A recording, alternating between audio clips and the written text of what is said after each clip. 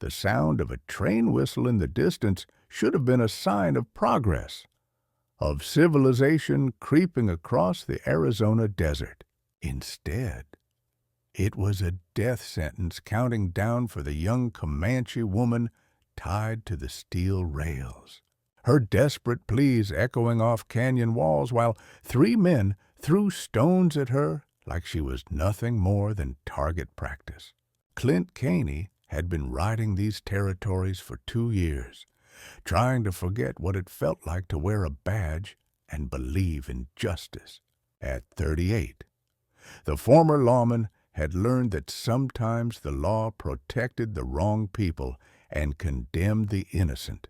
But some sites burned through even the most carefully constructed indifference, demanding action regardless of personal cost. What happened next would test everything Clint thought he knew about duty, justice, and the difference between saving someone's life and truly setting them free. Because sometimes rescue is just the beginning of the story. And sometimes the most dangerous enemies are the ones who think they own what they can never truly possess. Arizona Territory in 1879 was a place where the railroad companies wielded power like weapons, cutting through ancient lands with steel and steam while treating anyone who stood in their way as obstacles to be removed. The Southern Pacific Line stretched across desert and mountain, bringing civilization to places that had known their own forms of order for centuries. But progress came with a price paid in blood and broken treaties, in displaced peoples and destroyed communities. The stretch of track where Clint found the bound woman was notorious among locals, a place where railroad crews disposed of problems with the casual efficiency of men who knew the law wouldn't follow them into the desert. Here, the nearest sheriff was 2 days' ride away, and company supervisors asked no questions about missing persons or unexplained delays.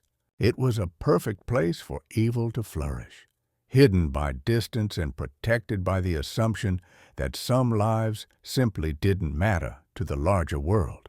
Clint had worn a sheriff's badge in Tucson for 8 years, believing that law and justice were the same thing until the day he learned otherwise. A wealthy rancher's son had murdered a Mexican family for their water rights, and the evidence was overwhelming, undeniable, impossible to ignore. But money talked louder than justice, and political pressure spoke louder than truth. When Clint refused to look the other way, he found himself framed for corruption, stripped of his badge, and run out of town by the same system he'd devoted his life to serving. The lesson was brutal, but clear in a territory where power mattered more than principle. Wearing a badge made you either complicit or expendable. 2 years of drifting had taught Clint to mind his own business, to avoid complications, to keep moving before anyone expected him to care about their problems. He'd built a small homestead in a remote canyon, far from towns and their corruptions, far from people who might need help he couldn't safely provide. His days were spent in solitude, tending horses and living off the land, trying to convince himself that indifference was wisdom and isolation was peace. But loneliness was a poor substitute for purpose, and silence couldn't drown out the voice in his head that reminded him daily of who he used to be. What set Clint apart wasn't his skill with weapons, though years of law enforcement had made him deadly accurate with both rifle and revolver. It was his ability to read situations, to see through lies and recognize truth even when it was buried under layers of deception and self-interest. He could spot a setup from a mile away, recognize the difference between genuine distress and manufactured drama, and understand the complex dynamics of power that most people never noticed. This intuition had made him an exceptional lawman, but a dangerous enemy to those who profited from injustice. The sight of T bound to those railroad tracks represented everything Clint had tried to leave behind: injustice, cruelty, the systematic dehumanization of people who couldn't fight back. Walking away would mean accepting that his years of isolation had finally killed the part of him that cared about right and wrong. But intervening would drag him back into the kind of conflict that had already cost him everything once before. The three railroad workers lounging by their campfire weren't random thugs. They were employees of a company with resources, connections, and the kind of legal protection that money could buy. Challenging them meant challenging a system that had already proven it could destroy him. But the alternative was leaving a young woman to die horribly while he preserved his carefully constructed peace. The choice should have been simple for a man who'd once sworn to protect and serve. But 2 years of bitter experience had taught Clint that heroism was a luxury most people couldn't afford, and that doing the right thing often meant sacrificing everything you'd worked to build. But as the train whistle grew louder and T's desperate pleas echoed across the desert, Clint realized that some choices define who you are, and some moments demand everything you have, even when you know the cost might destroy you. The three railroad workers noticed Clint's approach with the lazy confidence of men who'd grown accustomed to operating without consequences.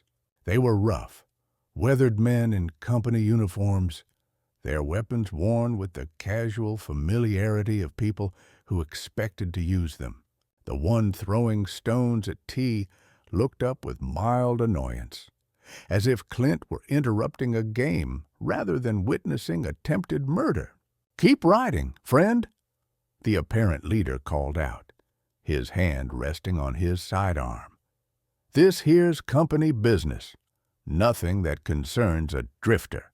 But Clint could see the calculation in the man's eyes, the assessment of threat level and potential complications.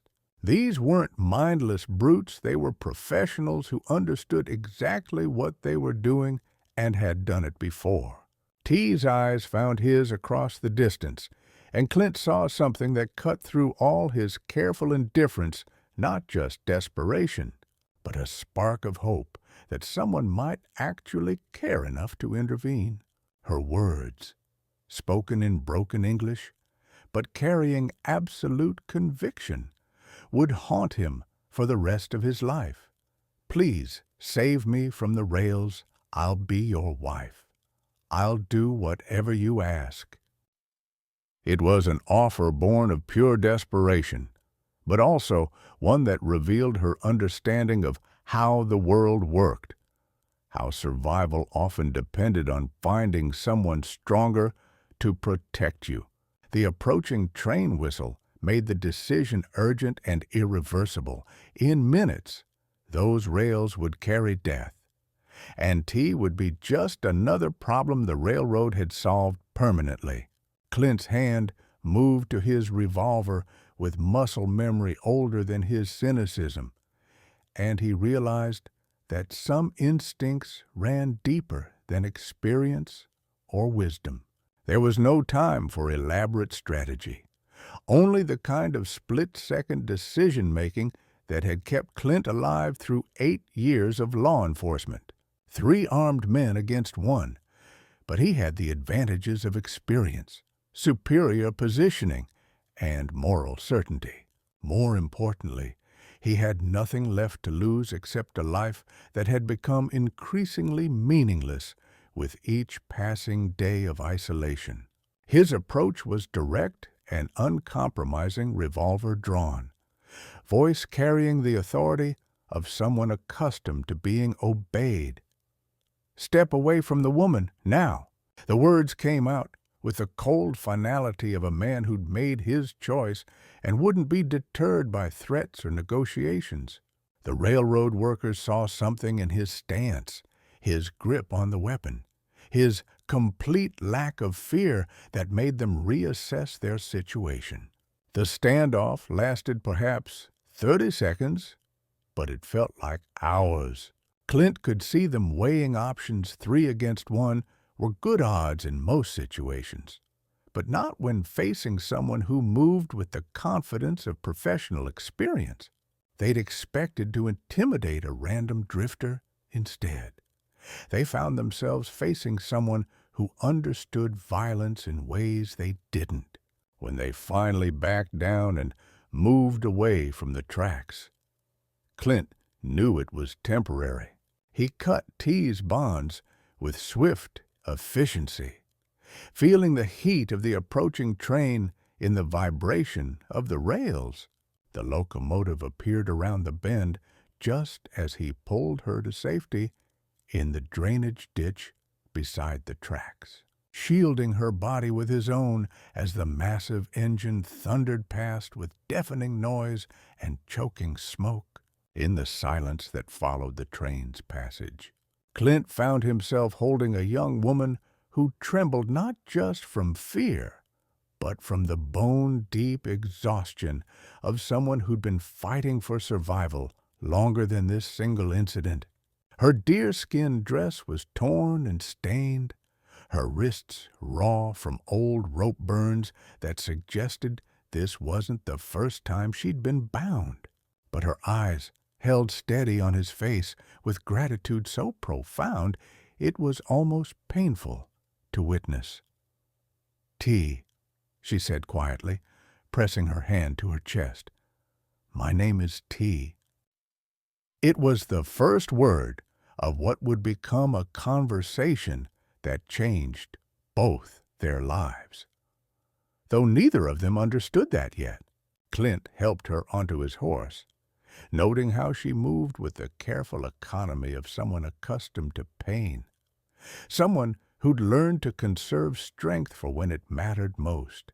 The ride to his homestead took an hour through terrain that provided natural barriers against pursuit. During that time, Clint found himself studying his unexpected passenger, seeing the resilience in her posture despite her obvious hardship, the way she scanned their surroundings with the alertness of someone who'd learned to watch for danger. She wasn't just a victim, she was a survivor, and there was a strength in her that suggested she'd been fighting long before he'd appeared.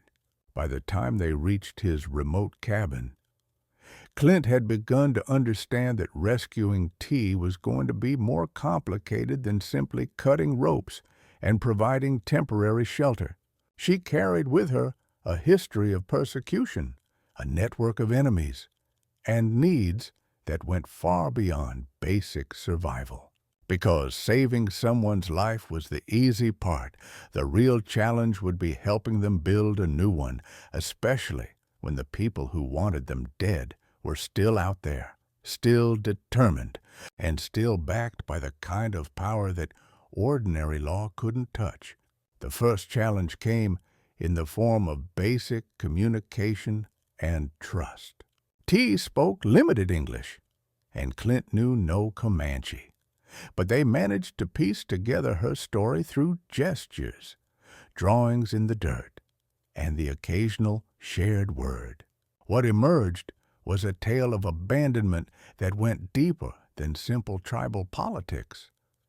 T's father hadn't been Comanche, making her an outsider from birth, tolerated but never truly accepted. When the railroad workers had demanded that the band turn over young women to work for them, the tribal leaders had seen an opportunity to solve multiple problems at once. T had been offered as tribute with the understanding that she wouldn't be coming back. The second challenge was more immediate and practical. T's presence at his homestead raised questions that Clint couldn't answer without revealing information that might endanger them both. When he rode to the nearest settlement for supplies, the storekeeper's curious questions about his visitor made it clear that word was spreading. Worse, he overheard conversations about railroad workers asking questions, offering money for information about a missing Indian girl. The men from the tracks hadn't given up. They were actively hunting T, and they had resources Clint couldn't match. Every trip to town became a risk, every interaction with neighbors a potential betrayal. The third escalation came when the railroad workers found them. 3 days after the rescue, Clint spotted riders approaching his canyon hideaway, moving with the purposeful determination of men who'd tracked their quarry to ground. T saw them too, and the terror in her eyes told him everything he needed to know about what they'd do to her if they succeeded in taking her back. This wasn't just about recovering property, it was about punishing someone who'd had the audacity to escape, about making an example that would discourage other attempts at freedom. The confrontation was inevitable, and Clint knew that words wouldn't be enough to resolve it. The pressure intensified when Clint realized the full scope of what he was up against. The railroad workers weren't operating independently. They were part of a larger system of exploitation that had the tacit approval of territorial authorities. The local sheriff, when Clint had tried to report the incident, had been politely dismissive, explaining that disputes involving Indians were outside his jurisdiction unless they threatened white settlers. The message was clear. T's life didn't matter to the legal system, and anyone who tried to protect her was on their own. The railroad company itself presented an even greater threat. They had money, lawyers, and political connections that could make life very difficult for anyone who interfered with their operations. When Clint tried to file a formal complaint about the attempted murder, he was told that no crime had been committed since there were no white witnesses and no evidence beyond the word of a savage and a disgraced ex-lawman. Most dangerous of all was the growing realization that T's persecution wasn't an isolated incident, but part of a pattern. Other young Native women had disappeared in the area, and their families had been told that they'd chosen to leave or had been taken by raiders. The truth was more systematic and more horrifying. The railroad was using its power to acquire women for purposes that no one was willing to discuss openly, but everyone understood implicitly. The constant threat transformed both Clint and T in ways neither had expected. Clint found himself remembering why he'd become a lawman in the first place, rediscovering the sense of purpose that had been buried under 2 years of cynicism and self-preservation. Teaching T to shoot, fortifying the cabin, planning defensive strategies, these activities reminded him that protection was a noble calling, even when it came without legal authority or official sanction. T, meanwhile, evolved from grateful refugee to equal partner in their shared defense. She demonstrated skills that surprised Clint: tracking, wilderness survival, and a practical understanding of violence that suggested her people had prepared her for more than just domestic duties. She learned to handle firearms with natural ability, studied their surroundings with tactical awareness, and contributed ideas for improving their security that showed strategic thinking. Their relationship deepened beyond simple rescuer and rescued as they worked together to prepare for the inevitable confrontation. Clint began to see T not as a victim he was protecting, but as a person with her own strengths and insights. She, in turn, started to trust him not just as a protector, but as someone who valued her thoughts and respected her capabilities. The partnership that developed was built on mutual recognition of worth rather than dependence or obligation. The signs of approaching crisis accumulated like storm clouds on a clear horizon. Riders were seen in the area more frequently, always at a distance, always watching. Supplies began disappearing from Clint's cache, small items that suggested someone was testing his alertness and mapping his routines. Most ominously, T began having nightmares about her time with the railroad workers, memories that she'd initially suppressed emerging in fragments that painted a picture of systematic brutality. The breaking point came when Clint discovered evidence of a larger conspiracy. Hidden in his hay barn, he found documents that had been dropped by one of the surveillance riders' correspondence between railroad supervisors and territorial officials discussing the Indian problem and proposed solutions that included forced relocation and the systematic removal of young women from their families. T's situation wasn't unique. It was part of a coordinated campaign of cultural destruction disguised as economic development. The final warning came in the form of an ultimatum delivered by a well-dressed man who claimed to represent the railroad's legal department. T was described as stolen property that needed to be returned, and Clint was offered a substantial sum of money to forget he'd ever seen her. The offer came with an implied threat: accept the money and move on, or face consequences that would make his previous troubles with the law seem minor by comparison. Because when powerful men decide that someone's life is disposable, they don't stop at polite ultimatums. And Clint was about to learn that standing between predators and their prey meant becoming a target himself. The attack came at dawn, planned and executed with the precision of men who'd done this before. Clint woke to the sound of his horses screaming in terror, rushing outside to find his barn on fire and dark figures moving through the smoke like demons from hell. The message was clear: if he wouldn't surrender T voluntarily, they'd burn everything he'd built and take her from the ashes. But the fire was just the beginning. As Clint fought to save his livestock and contain the blaze, rifle shots began cracking from the ridge above his canyon, pinning him down and preventing effective response to the burning structure. This wasn't a spontaneous attack by angry railroad workers.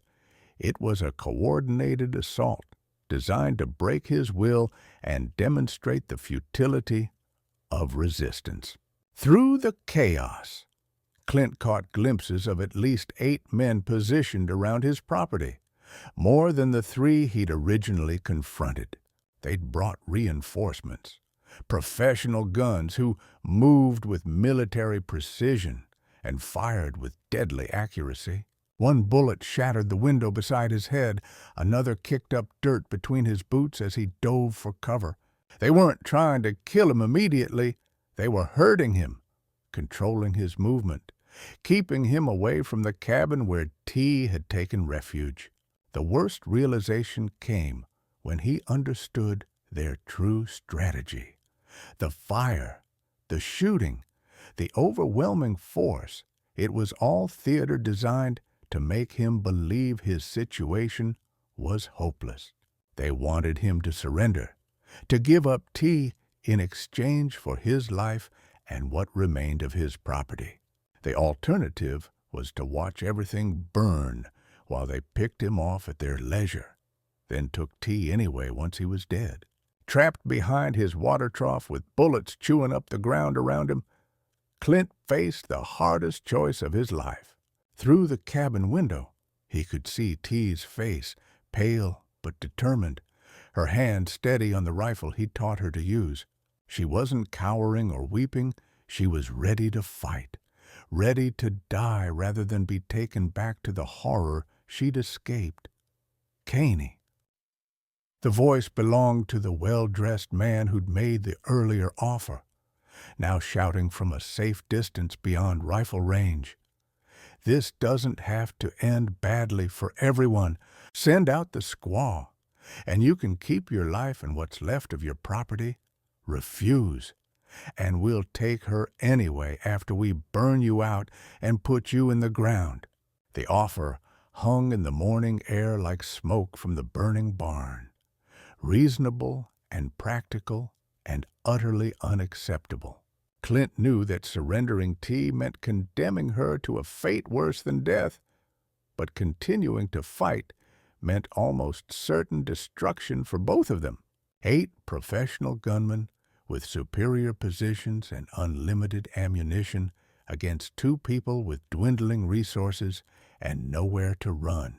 But as he watched T check her rifle and position herself at the cabin's defensive wall, Clint realized that some choices transcended practical considerations.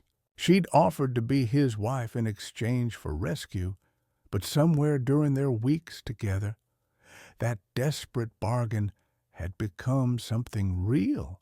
Not love, maybe, not yet, but partnership based on mutual respect and shared values. The kind of connection that made sacrifice not just acceptable, but inevitable. T, he called out, his voice carrying across the space between them. If we're going to do this, we do it together. Her response was a smile that held more courage than he'd seen from seasoned lawmen facing armed outlaws. And he knew that whatever happened next, they would face it as partners rather than rescuer and rescued. The decision that changed everything came not from Clint, but from T herself. Instead of remaining safely hidden in the cabin, she emerged into the open with her rifle ready and her head held high, walking directly toward the men who'd come to reclaim her. Her voice carried clearly across the canyon as she spoke in English loud enough for everyone to hear. I am not property to be stolen or returned. I am T, daughter of Thomas Whitehorse, and I choose my own path. The declaration was delivered with such fierce dignity that even the attacking gunmen seemed momentarily stunned by her audacity. This wasn't the cowering victim they'd expected to collect. It was a woman claiming her own agency in a world that refused to recognize it. But Tia's boldness served a strategic purpose beyond simple defiance. Her movement into the open drew the attackers' attention and fire, giving Clint the opportunity he needed to reach a better position. More importantly, her words were directed not just at their immediate enemies, but at any witnesses who might be watching from the surrounding ridges. She was creating a record of her choice, making it clear that any violence that followed was being inflicted on someone who'd explicitly refused to cooperate. The standoff that followed was electric with tension as 8 armed men faced 2 defenders who'd made it clear they wouldn't surrender quietly. Clint could see uncertainty creeping into some of the attackers' faces as they processed what T's declaration meant. They'd come prepared to collect property instead. They were facing a woman demanding recognition as a person, backed by a man willing to die rather than abandon her. Because sometimes the most important battles aren't won with superior firepower or tactical advantage, but with moral clarity and the kind of courage that transforms victims into warriors and strangers into family. The brief standoff gave Clint time to assess their tactical situation and make the most of their limited advantages. The burning barn created smoke that partially concealed their movements, while the cabin's position against the canyon wall prevented attacks from behind. Most importantly, T's dramatic declaration had shifted the psychological dynamics of the confrontation the attackers now faced. Two people who'd made peace with dying, the most dangerous opponents imaginable. Clint used hand signals to coordinate with T, establishing fields of fire and fallback positions with the efficiency of military partners. She responded with understanding that surprised him, moving with tactical awareness that suggested her people had prepared their young for more than just domestic duties. Together, they created overlapping coverage that would make any assault costly, even if ultimately unsuccessful. The attackers, meanwhile, seemed to be reconsidering their approach. What had seemed like a simple recovery operation was evolving into something more complex and potentially explosive. T's public declaration of independence could become politically problematic if witnesses carried word to territorial authorities who were already nervous about Indian troubles affecting railroad operations. But the well-dressed leader had invested too much in this operation to retreat without results. Through binoculars, Clint could see him issuing orders to his men, organizing them for a final assault that would end the standoff one way or another. The message was clear. If T wouldn't come quietly, she wouldn't come at all. And Clint would serve as an example of what happened to those who interfered with railroad business. The final assault began with a coordinated advance from multiple directions. Professional gunmen using cover and mutual support to close the distance while maintaining suppressing fire. Clint's first shot dropped the lead attacker, but returned fire immediately forced him back behind cover as bullets chewed chunks from the cabin's walls. T proved that her weeks of training hadn't been wasted, her shots methodical and accurate, each one making the attackers pay for their advances. But they had numbers and ammunition on their side, and slowly, inexorably, they tightened the noose around the cabin's defensive perimeter. The turning point came when Clint realized they were running low on cartridges while the attackers seemed to have unlimited supplies. Math was against them. Even perfect accuracy couldn't overcome such overwhelming odds. But as he prepared for what might be his final stand, the sound of approaching riders echoed from the canyon mouth. New voices shouting orders in the distance. Through the smoke and chaos, Clint glimpsed riders wearing badges, territorial marshals responding to reports of gunfire and burning structures. Someone had seen the smoke, heard the shooting, and alerted authorities who couldn't ignore such obvious violence regardless of its target. The attackers found themselves caught between their intended victims and federal law enforcement. Their carefully planned operation suddenly exposed to official scrutiny. The arrival of federal marshals transformed the tactical situation instantly. The well-dressed leader found himself shouting orders to men who were already melting away into the desert. Professional gunmen who understood that fighting federal authorities was bad for business.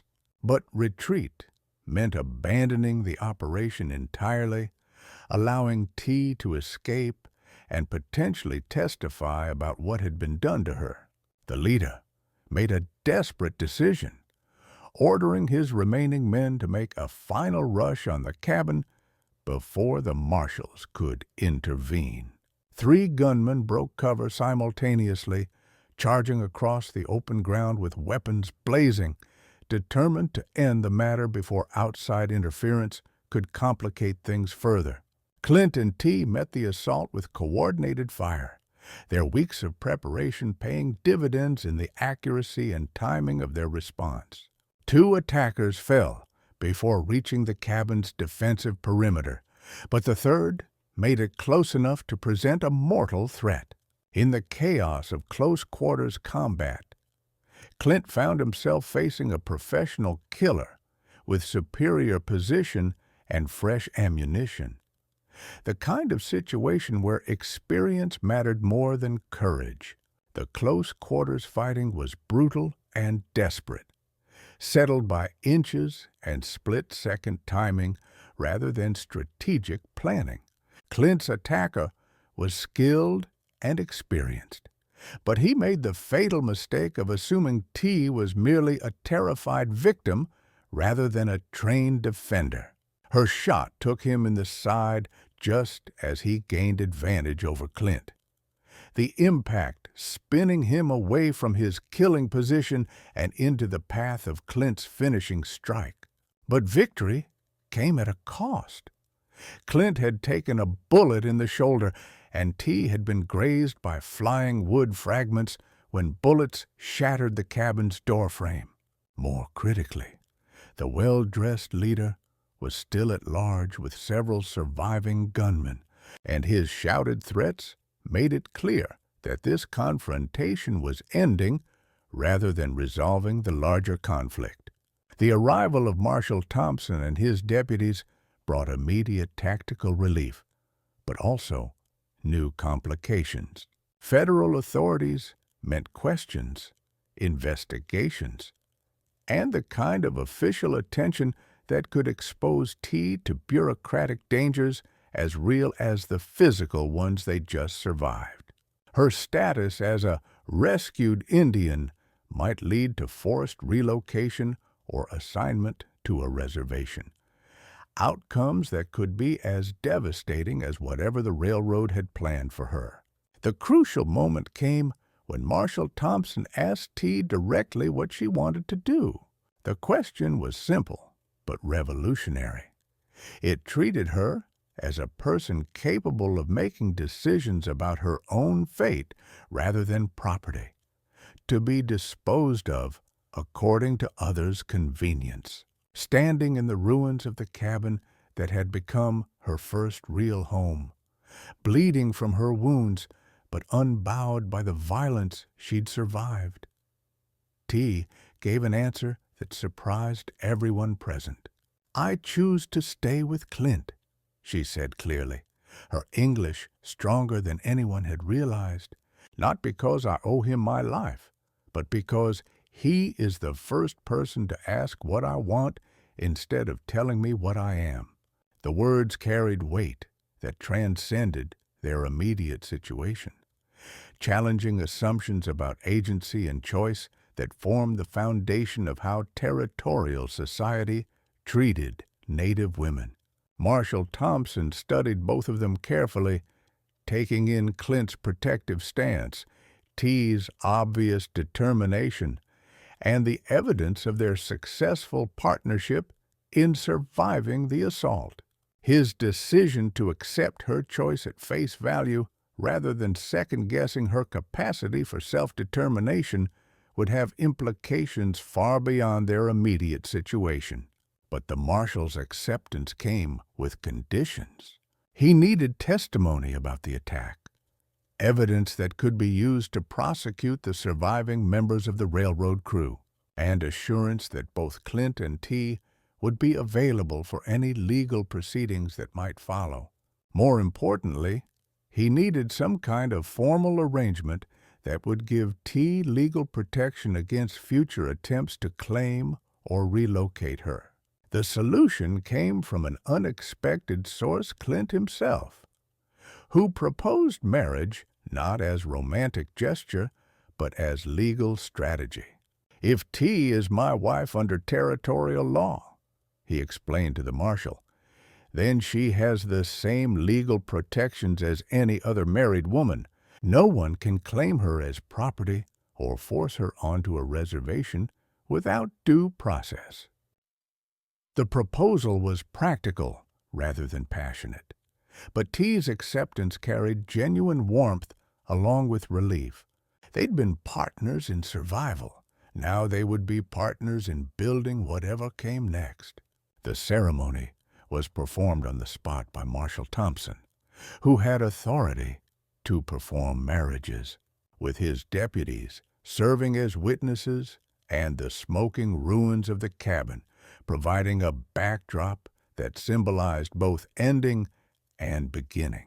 The marriage immediately changed T's legal status from vagrant Indian to territorial citizen, a transformation that provided protection against the railroad's claims while creating rights that could be enforced by federal authority. It wasn't perfect. Territorial law still contained many inequities, but it was progress, a foundation upon which they could build something better.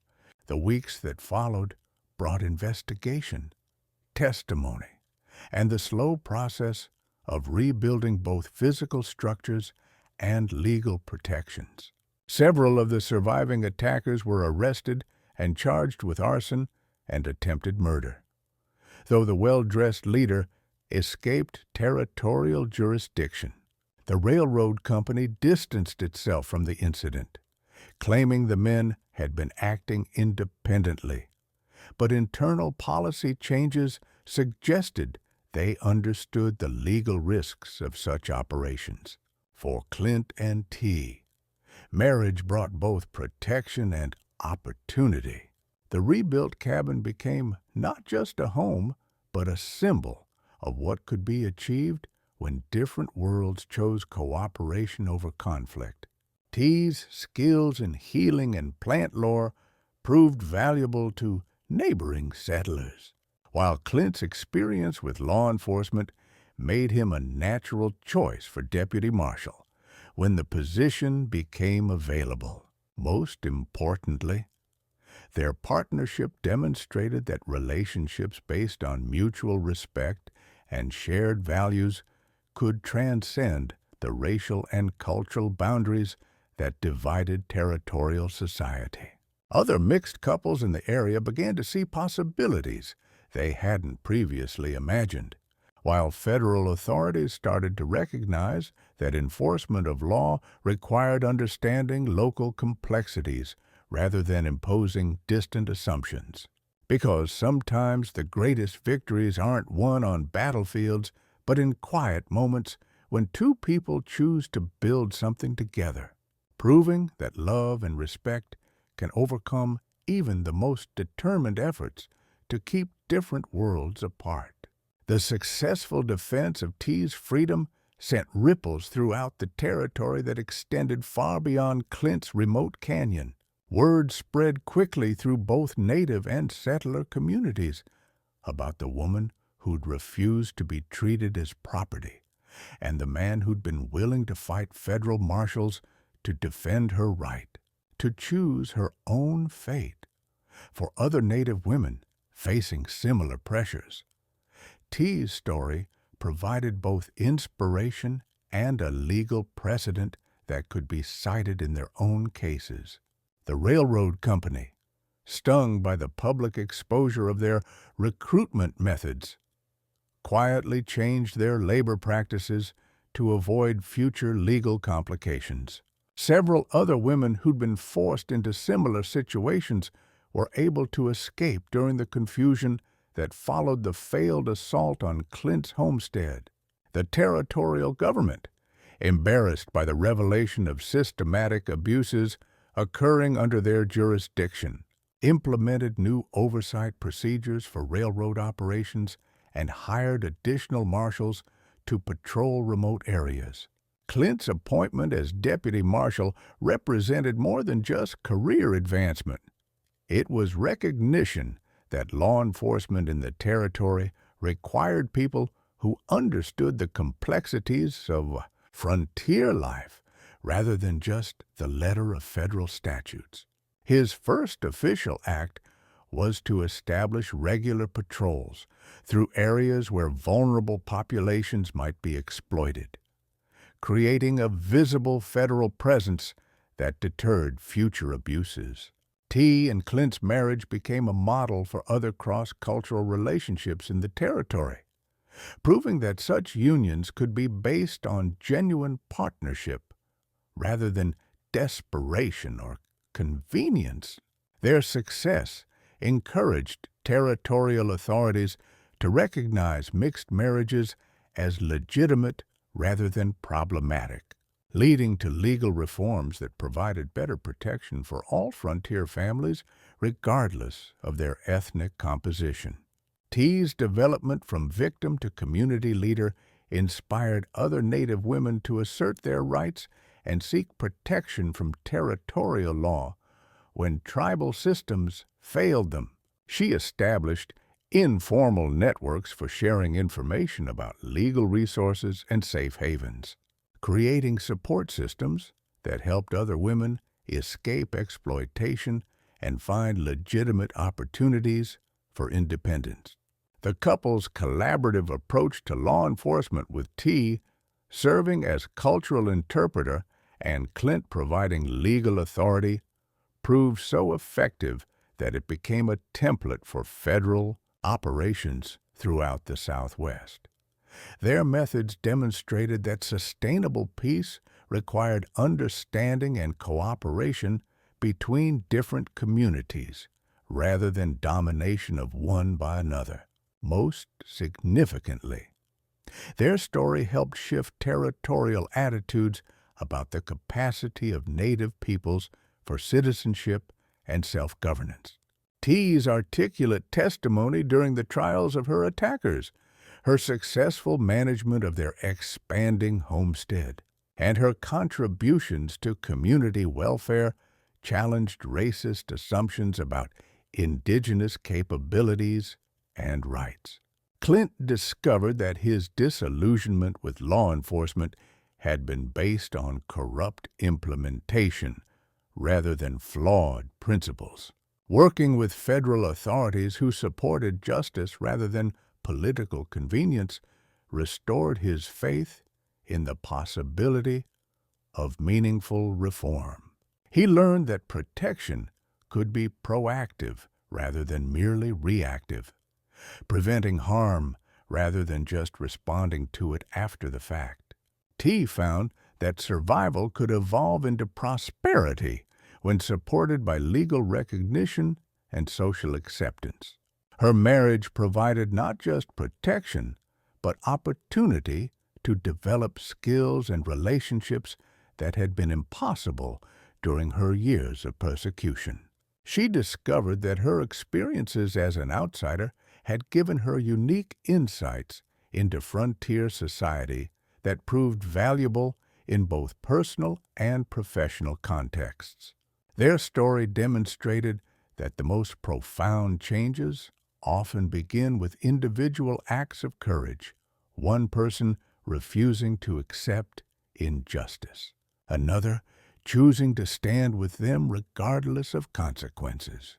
Sometimes the greatest revolutions are fought not with armies, but with marriage certificates, not with manifestos, but with quiet determination to treat all people as deserving of dignity and choice.